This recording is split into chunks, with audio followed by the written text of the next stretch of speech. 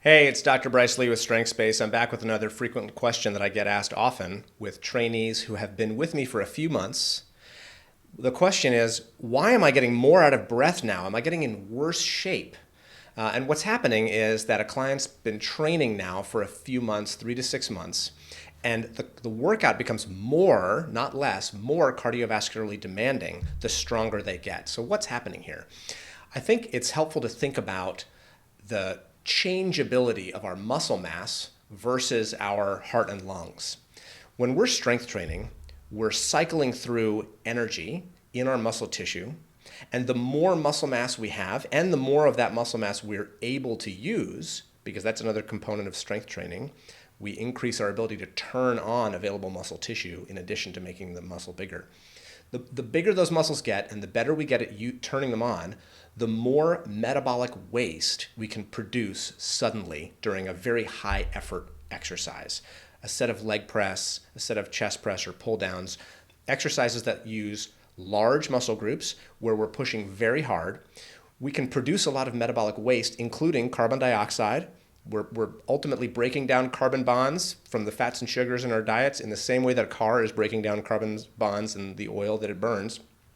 And the result of that is we have carbon dioxide that gets produced and we have to get rid of it. And that's why we feel an urge to huff and puff with exertion. We're blowing off carbon dioxide just the way a vehicle is exhausting gas.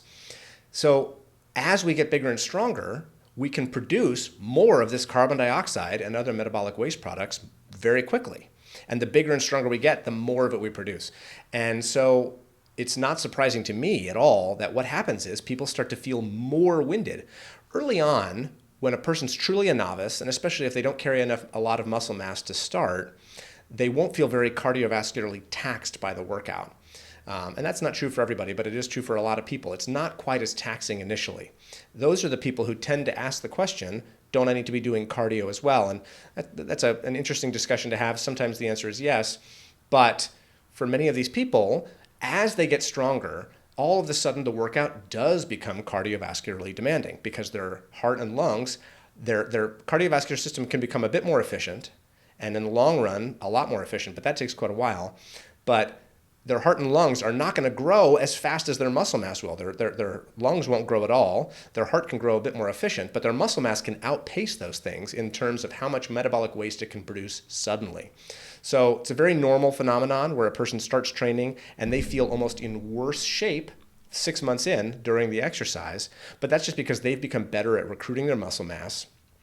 And now the workout has an added benefit. Before, the workout was primarily just making their connective tissue stronger. Now the workout is also improving their cardiorespiratory fitness as well.